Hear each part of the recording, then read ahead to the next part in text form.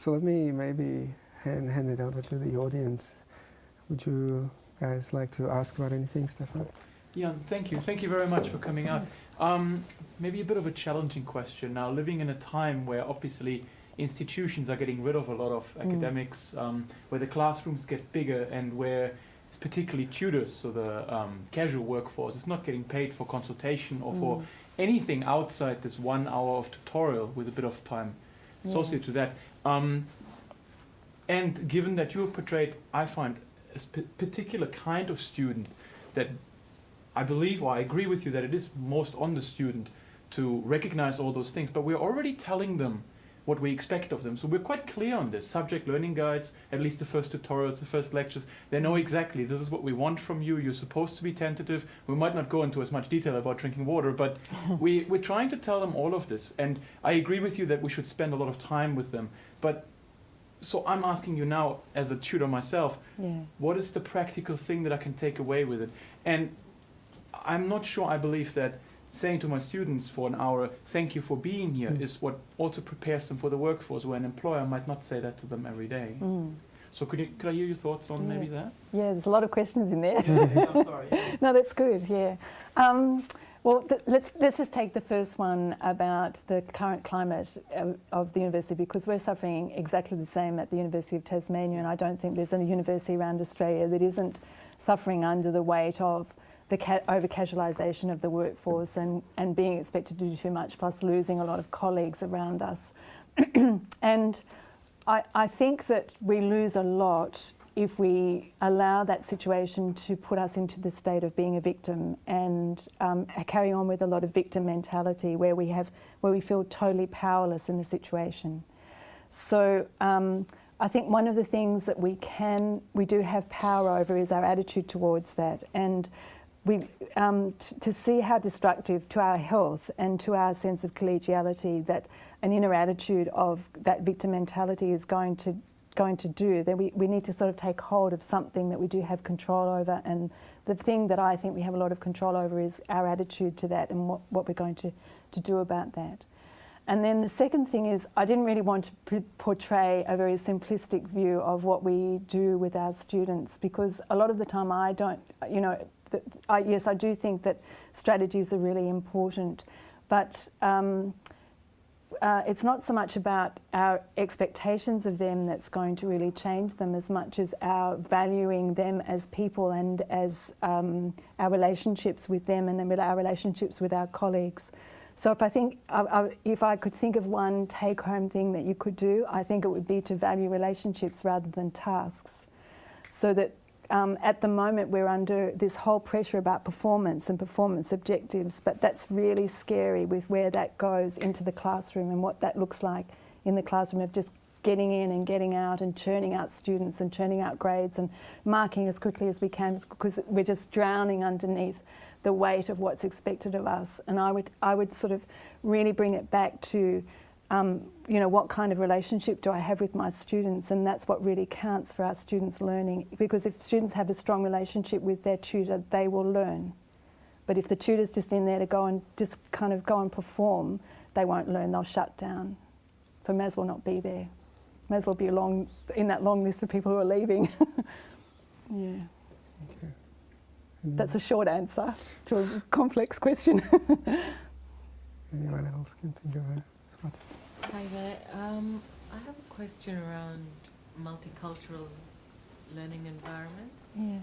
And especially in relation to this idea of being awake, what have you found in terms of the differences in cultures on that?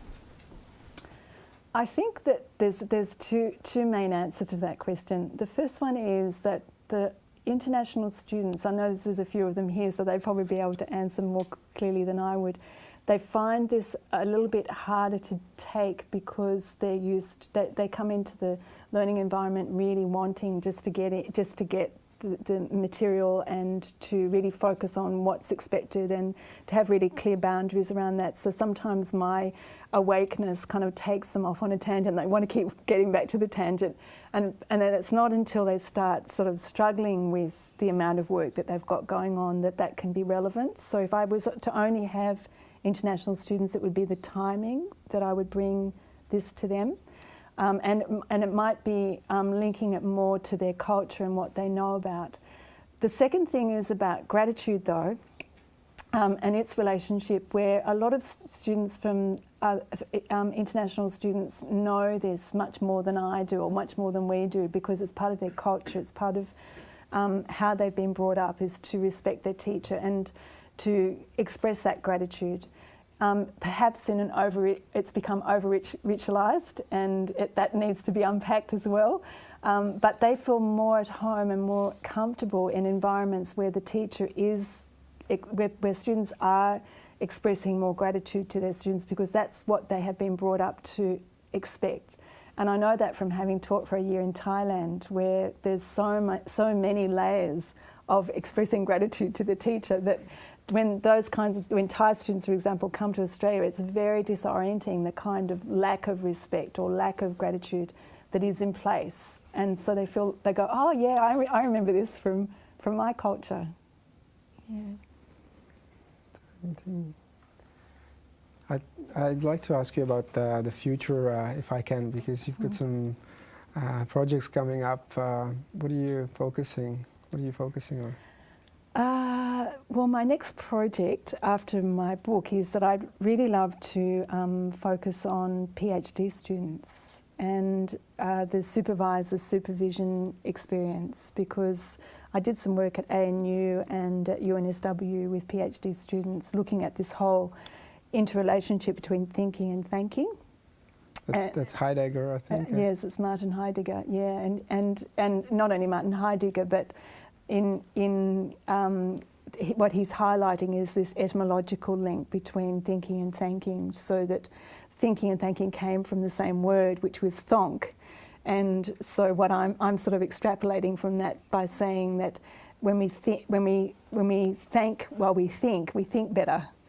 So that there's sort of like this interrelationship between that. So I'm saying that I'm wanting to research PhD students and look at whether or not, if they're in a state of gratitude while they're studying and in their relationship with their supervisors, which is quite a complex relationship of giving and receiving at a sort of different level, that to investigate whether or not that has an impact on their thinking process. So that's my new little project. And so you're trying to make sure that there's an improved well-being of PhD students, or lower dropout rates? Lower dropout rates, yeah.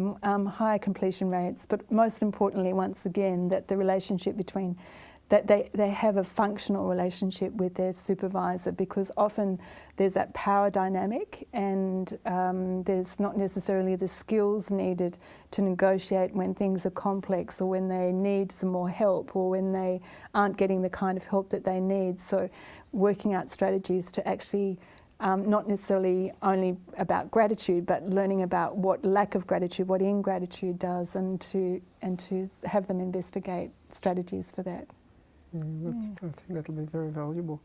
So I think we have to conclude because our time is up.